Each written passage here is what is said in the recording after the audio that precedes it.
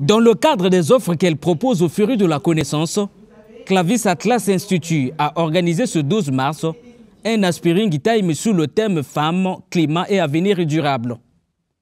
Pour la promotrice de cet établissement réputé pour ses formations diverses et variées, cette thématique tire son origine de l'impact qu'ont les changements climatiques sur les activités des femmes à travers le monde. Aujourd'hui, avec toutes ces questions qui s'imposent à nous concernant le dérèglement climatique, la personne la plus impactée en premier lieu par ce dérèglement est la femme. Parce que 70% de la population mondiale, ce sont les femmes, 70% des femmes sont pauvres. Donc vous pouvez vous imaginer à quel point aujourd'hui la femme est impactée par les questions environnementales. Lorsqu'on parle d'avenir durable, la première base, la première pierre de l'avenir, elle est posée par la femme.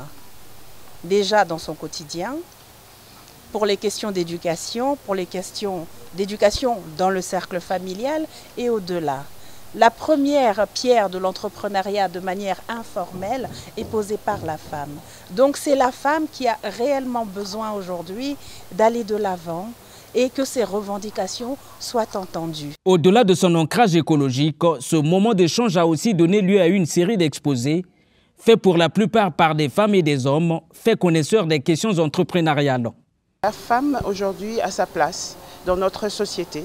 Le message est à l'endroit des jeunes filles, à l'endroit des femmes, de toutes celles qui entreprennent, de toutes celles qui œuvrent pour un climat propice, pour toutes celles qui œuvrent pour l'environnement et pour un avenir meilleur et durable dans notre pays. Aujourd'hui, on pourrait dire que l'état dans lequel l'entrepreneuriat se trouve, je pense que c'est un état de croissance.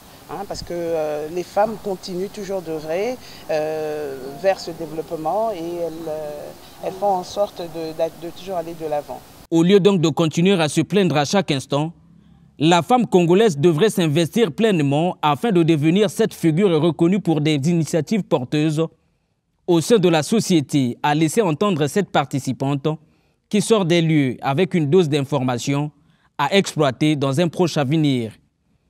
Pour moi, c'est un temps privilégié d'échange, d'éveil si nous étions dans la léthargie, d'éveil si nous étions dans l'ignorance, de susciter la réflexion, et j'espère, parce qu'il ne s'agit pas de réfléchir pour réfléchir, mais une réflexion qui va aboutir sur l'action. Clavis Atlas Institute est connecté à plusieurs universités du monde au point de faciliter la formation à distance dans l'une de ces écoles sans tracasserie.